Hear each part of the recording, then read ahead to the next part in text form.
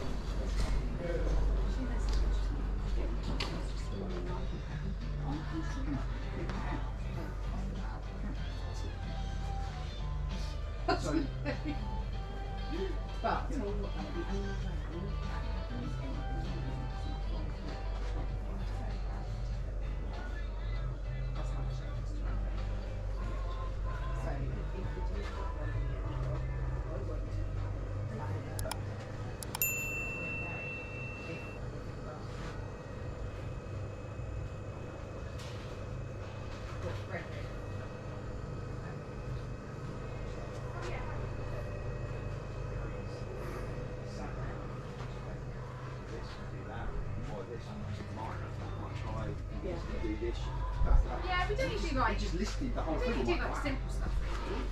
You know, like some more like milkshakes to eat, knees and stuff like that. And that one brings down donuts every day, I think.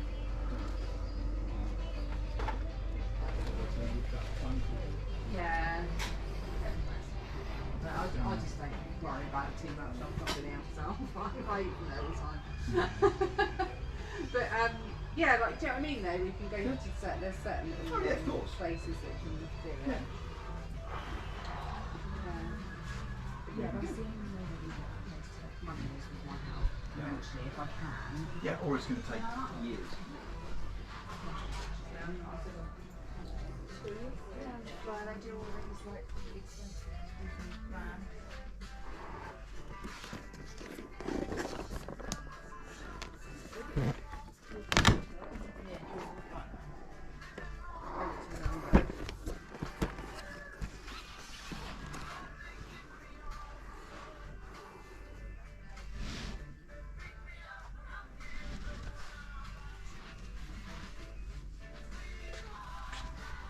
yeah, the Lego.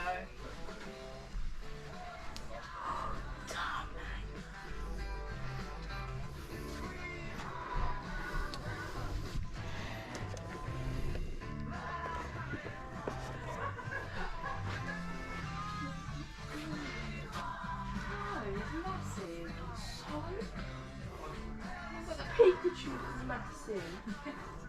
We've got that kind of penny. Do I wish?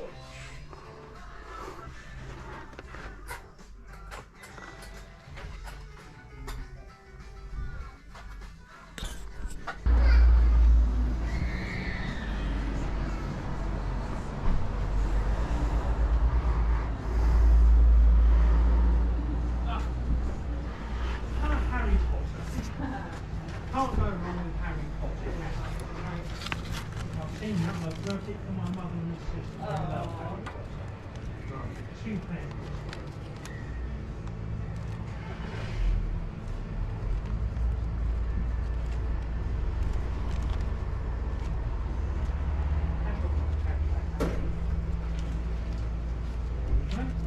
Thank you very much. Yeah. Thank you.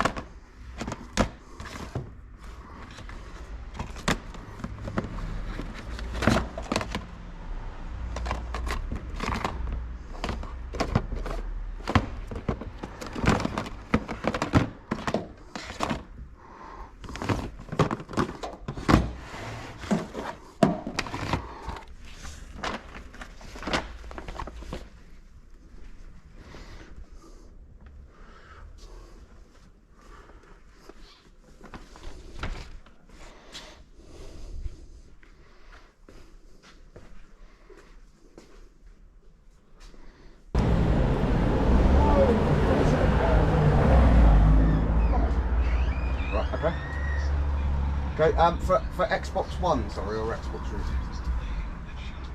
We haven't got any at all at the moment, I'm afraid. Yeah, absolutely fine, man. Well, cheers, bye-bye.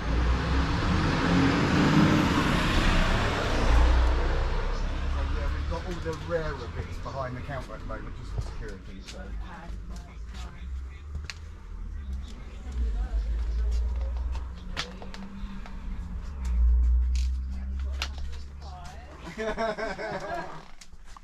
Oh, I say a shop like this is deadly because we've got all the rarer ones behind the counter as well. And they just,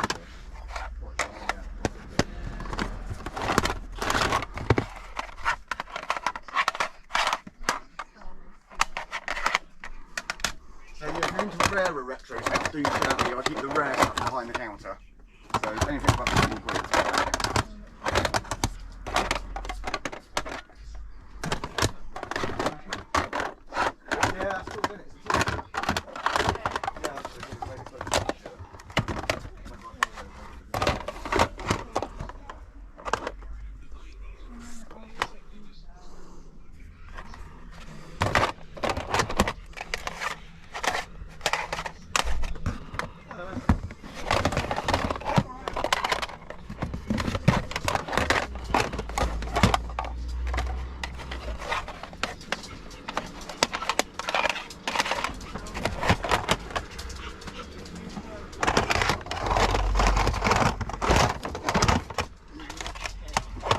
Looking for goodies.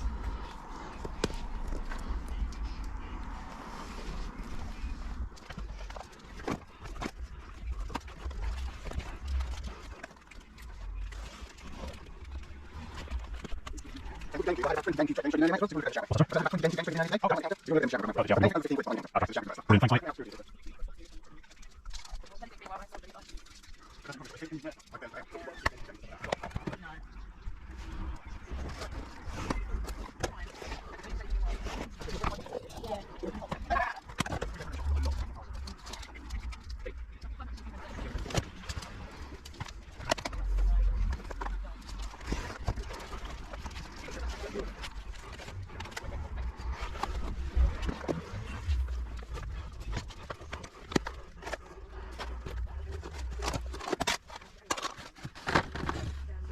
thanks, mate. I've got all the new release games behind the counter.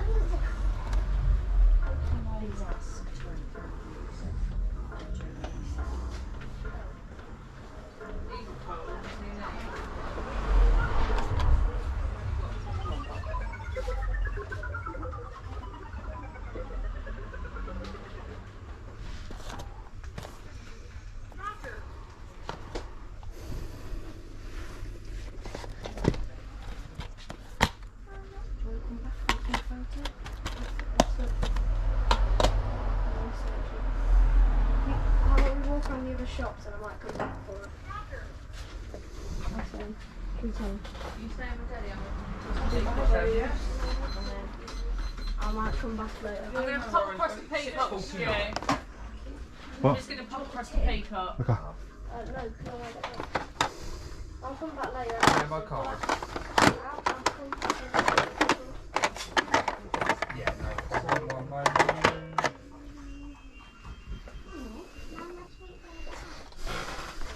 I'll put it in a little bag for you, alright? Thank you. I'll give you that to hold. There we go, that's yours.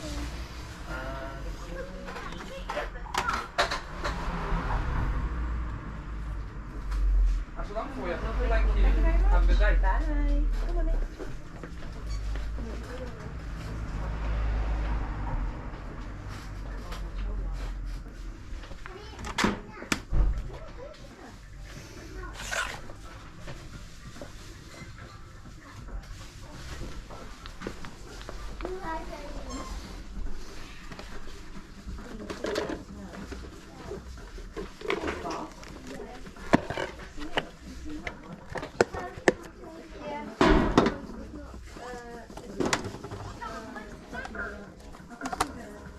It's got brilliant stuff.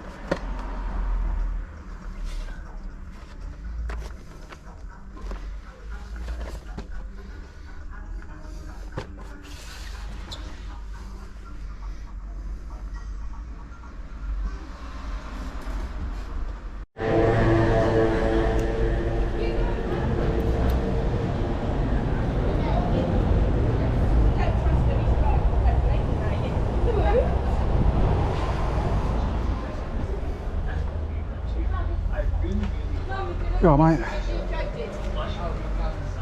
Oh, the cup.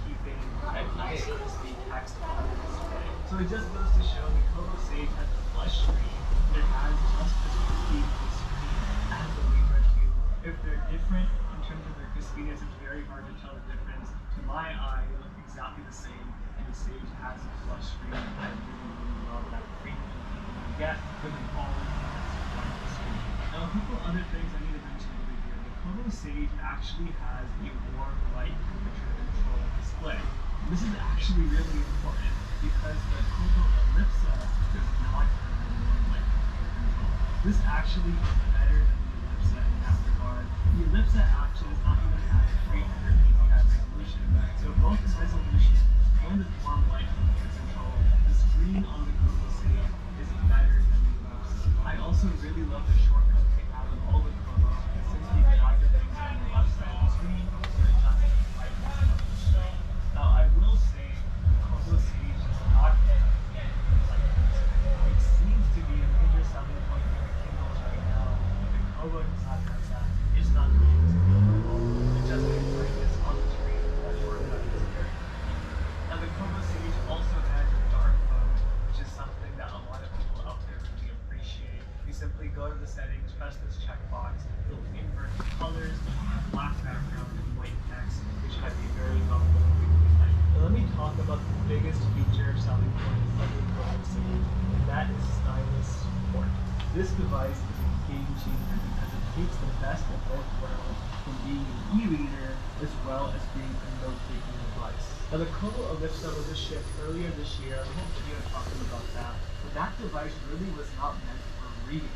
There's no warm light, and the resolution on that device is not as good as all the other e-readers. The Kobo Sage fixes all of that. Still has stylus support, which makes this device an all-in-one awesome package. Now the stylus is sold separately for $40. You don't even have to use these features if you don't want to, but if you do buy the stylus, you unlock some extra features.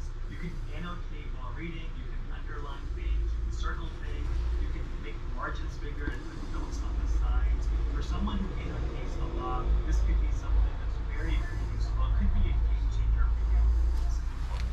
Another great feature they added to the Sage when they took from the Ellipsa is the notebook feature. You can actually create virtual notebooks on your Kobo Sage. You can change the background of the paper, you can have a bullet journal, you can have lines, you can draft, you can blank, whatever you want, and you can take notes on your Sage really good with the stylus.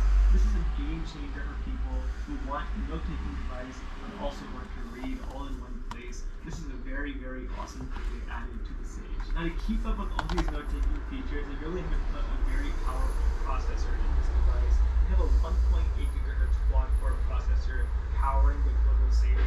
In comparison, most other e-readers only have a 1 GHz processor, a single core. So this is a very big deal.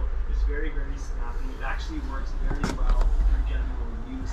Honestly though, the Kobo platform is already really well optimized, so I'm not really seeing too much of a difference in terms of speed, but definitely here and there, the speed of this device definitely shines with everyday tasks because of that new processor. It works really, really well. Now for most people here, you're probably not going to see much of a difference when using your Kobo. Don't expect massive improvements. It does work a little bit faster, but not by much, especially if the stylus support. It does get a bit laggy at times. I've had a few issues here and there, but it does work very reliably. I do appreciate they added more processing power to compensate for the new features. A couple other notable features that I want to mention, they also have Bluetooth support in the Kobo Sage. So if you're a Kobo audiobook person, you can stream those directly on your Kobo.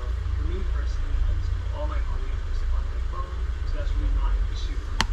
For some people, that might be very useful. And then also, this device is water resistant, so you can read this device faster, cooler, eat, whatever you want to do.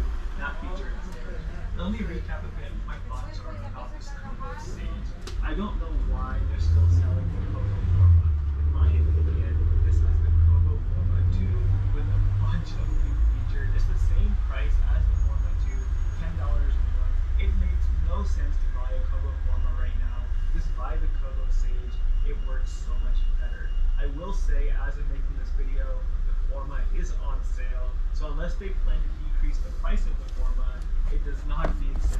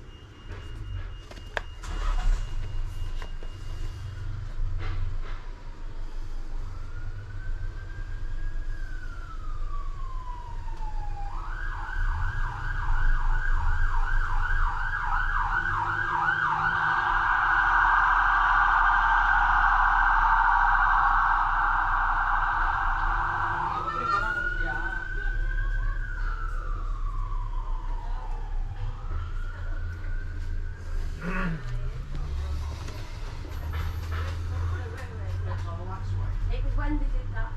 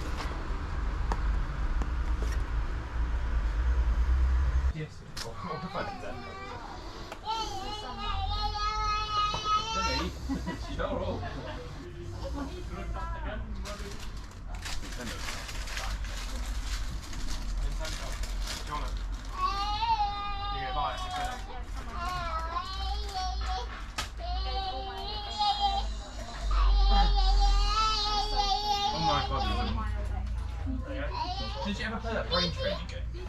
That's it. Yeah, so we can Yeah, that yeah. one's the one. Yeah, the jam buster on it. It's only a quid. Is it $10, sir? I'm trying to find it. I might go on that one. Just ask me. Excuse me, do you have Nintendo on DS? It's not on the DS shelf. No. Sorry. It's quite a common one. I don't have it. Yeah, so.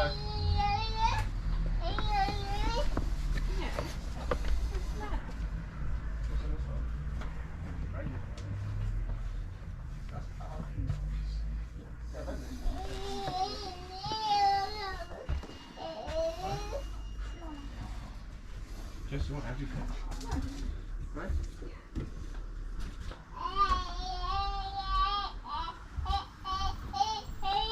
Really?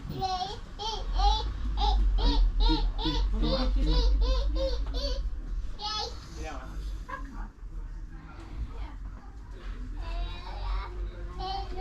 Have you seen the Switch that's got Pokemon? That's really nice that. Oh, yeah, you know, he just matching to as well. It's brainy, isn't it? Yeah. It really does. It's a Dragon Quest game, isn't it?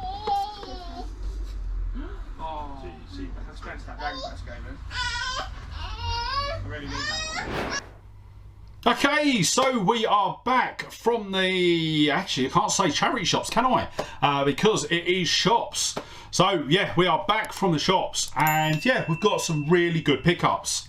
I have to say, wasn't too... I don't know how the best way to describe it. I will say it's the first time I've ever been to a proper game shop.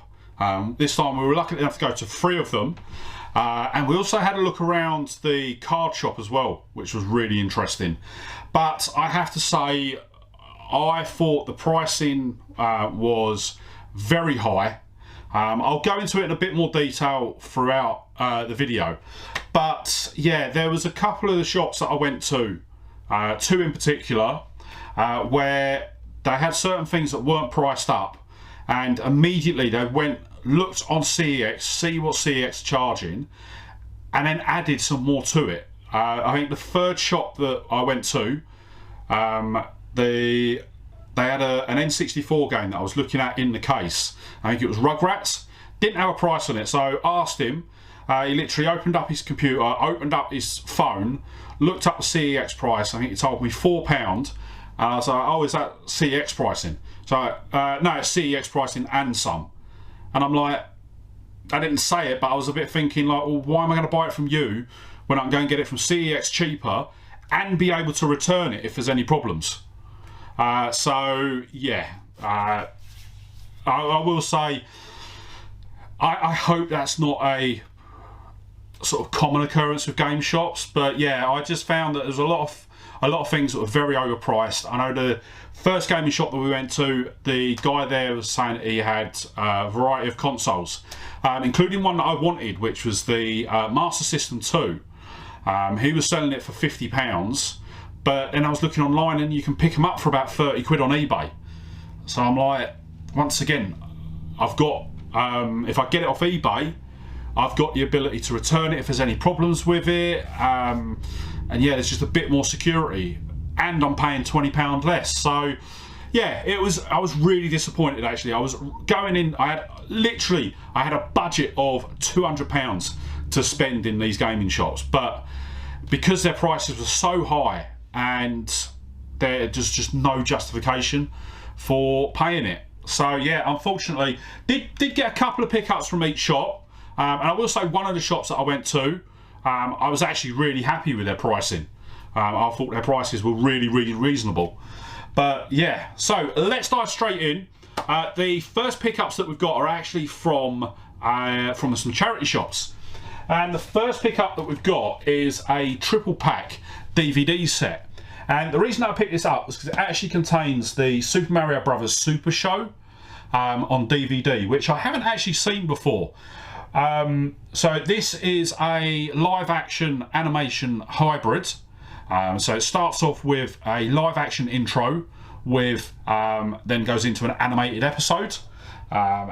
So yeah, I have actually got all of the episodes on my PC at home, but didn't have a copy of them on DVD or anything like that. So yeah, wanted to pick it up. The only problem is that I didn't check the box when I was in the charity shop, and out of all 3 discs, this is the one that's missing. So Dennis the Menace and Inspector Gadget, the discs are in there. Super Mario wasn't. I was absolutely gutted. So I think when I get home, I am going to have a bit of a look around, because this is actually volume 2. So I'm going to have a look on eBay, see if I can find the set of these, so that I've actually got them on DVD instead of just on my PC. So we ended up paying £1.50 for the whole box set. No, we didn't. We paid £1 for the whole box set. I haven't looked up prices on CEX or eBay, just because obviously one of the discs is missing. Then in the same charity shop, we also got a PC game. We got Hospital Tycoon. Now, looking at it, it is very much a theme hospital, 2 points hospital. I don't want to say rip-off's not the right word, but a variety of that. So yeah, it looks interesting. I will definitely give this a go when we get home. It is box complete as well, so yeah, not too bad. And looking it up, yeah, it plays on Windows XP, so we should possibly be able to play it on Windows 10, which will be good. Paid 50p for that, 50p off CEX and £2 off eBay. Then we've got another charity shop pickup, and I'm going to leave that one first. We're going to do this one. We've got another PC game, and this is actually the final shop that I went into while I was in Newport, the town of Newport, and it is Spore. So yeah, it is a PC game. It's box complete.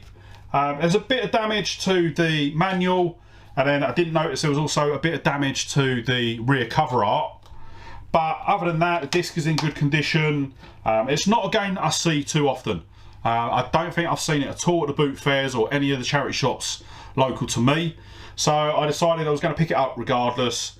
It worked out that I paid 50p for that. Goes for £5 on CEX, £3.50 on eBay. So yeah, not too bad. Then we've got the absolute cracker of a find for probably this whole video. Definitely this whole video. And it is an Xbox One game.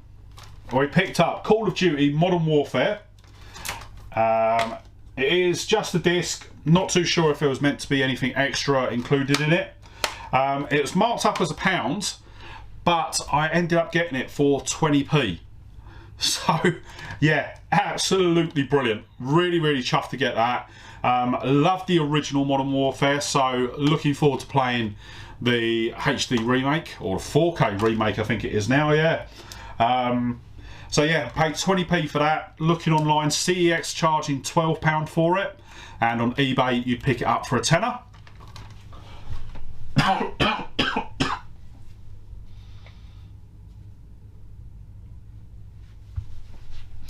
Then next up we've got our first gaming shop that we went to, and this is a shop called 𝙃𝙤𝙢𝙚𝙦 Games. This was the first shop that we went to that was actually open. There was actually a shop in Newport that I headed to, and looking at the windows, it had some amazing stuff in there, but it was closed. And yeah, I was a bit gutted because it had it opening times advertised 9 till 5 Monday to Friday. I think I went on a Thursday, and yeah, it was closed, so I was really gutted. Didn't get to go into that shop, but we then went straight over to we then went over to Arcade Games, and yeah, at first I was just so overwhelmed because they had games stacked. I ended up at the back of the shop. They had a big shelving unit, and it was literally jam-packed with PlayStation, GameCube, N64, Mega Drive, even Spectrum and everything like that. But I was going through, I think I picked up a couple of GameCube games initially, then I had a couple of PlayStation 1 games and things like that. But then I stopped myself and actually looked them up on CEX, and they were all priced over CEX, so they were all £2 to £5 more than what CEX were charging. So I was like, no, I'm not going to pay over the odds if I can avoid it. And yeah, if they were charging more than what CEX were charging, that's obviously one of our baselines for what when we're picking up. So yeah, I ended up leaving them. I did pick up a couple of things though. So the first one I picked up was the Spice Girls game on the PS1. Reason I picked this up, so it's actually called Spice World, sorry. Reason I picked this up was I've had it in my eBay list for quite a while. And I think on eBay it was, the listing I had on my eBay was about $4.99. Looking around, it goes for about £4, which is what we paid. And yeah, it's box complete, in really good condition. So what is good is the case is in good condition as well.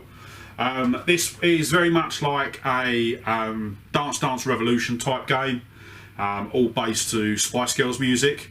So yeah, decided to pick it up, as I say, paid £4 for it. It's not listed on CEX, but it is on eBay at £4. Then the next one that I picked up was another game that I'd wanted to pick up, and it was 𝙃𝙤𝙢𝙤𝙤 on the PS1. From what I've heard, this is actually one of the better ports of the game. So that was one of the big reasons why I picked it up. Paid £15 for this. Looking it up online, it's not on CEX, but it is on eBay at £15.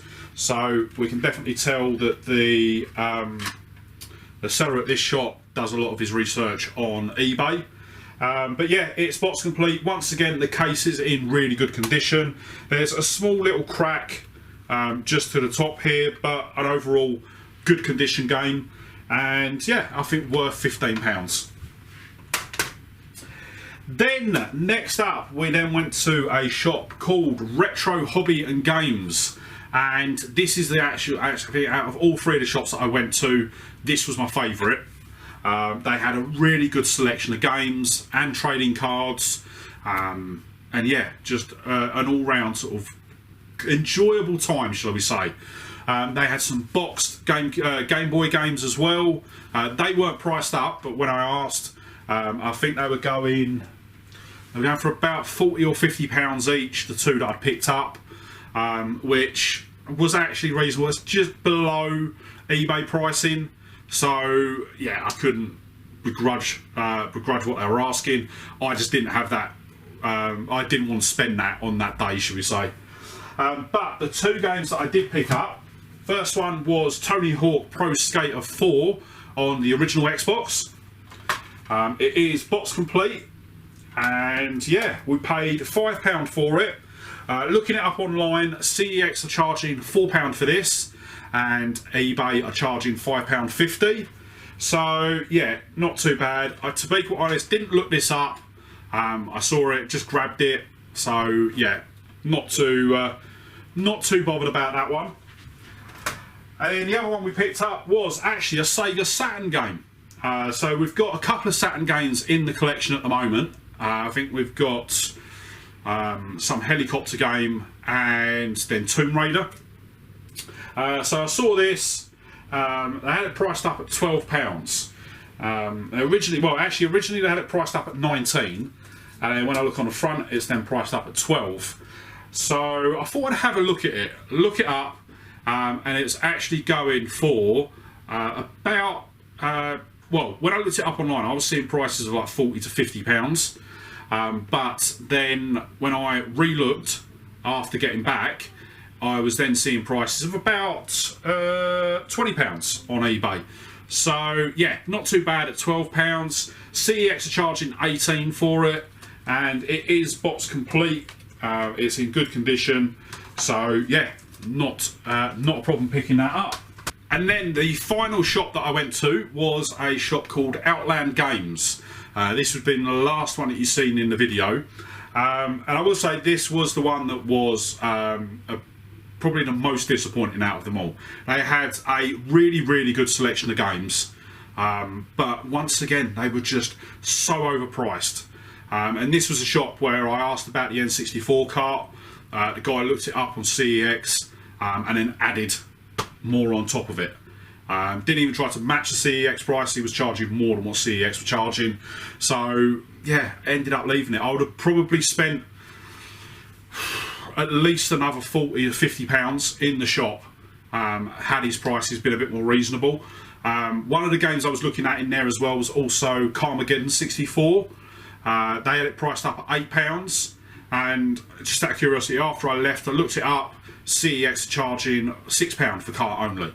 So yeah, I am struggling to work out how some of the game shops on the island are able to keep going, because yeah, if you're visiting, well actually the wife probably said it right, it is probably for collectors on the island, and yeah, they're just charging what they're charging. But yeah, it is what it is. So I did pick up a couple of games from there.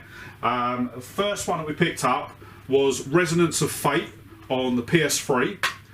It is box complete, as you can see. It has had a life of game trade-ins. Yeah, so it looks like a JRPG, and yeah, not too bad of a pickup. Don't know too much about the game itself, But yeah, that's not a game that I'd seen before, so that was one of the reasons why I picked it up. Paid £8 for it. It sells for £8 on CEX. Surprisingly enough, it wasn't priced over. I was expecting it to be £6 on CEX after what happened. But eBay you basically have to pay £11 for this on eBay. So yeah, a bit cheaper than eBay, which was good. And then the second game that I picked up from this store, and also the final game pickup of this video, is Red Dead Redemption 2 Special Edition on the PS4. Now, I've been after a copy of Red Dead 4 or Red Dead 2 for ages now. Every time I see it at the Sunday Boot Fair, it is either priced up at the same price as this actually, or it was missing discs, or so on and so forth. I ended up didn't pick it up. But yeah, they had this listed for £12. I thought, looking at it, I was like, that's about CEX pricing. So yeah, for £12, I'll grab that. And yeah, CEX have this listed for £12, and on eBay it's listed for around 15. Looking inside, obviously it's a 2-disc game. It comes with the map, and yeah, that's about it. So I think everything else in it, yeah, is all DLC. So not really anything special on that. But yeah, picked it up. More so that I wanted to add Red Dead 2 to the collection. We've got Red Dead on both the PS3 and the Xbox 360. So yeah, just wanted to grab Red Dead 2 so I can actually play it. And that probably will be one of the first games that I play when we get home. And yeah, that is all of the pickups. But before we wrap the video up, let's quickly run through the totals. So total spend was £58.20. If we picked up everything from CEX, that is excluding the 3-pack DVD and both of the PS1 games, we would have paid £59.50. And if we picked everything up from eBay, once again, apart from the 3-disc DVD set, it would have been £86 exactly. So yeah, not too bad. We've definitely saved some money on some of the games, and then the others we've paid about what is expected.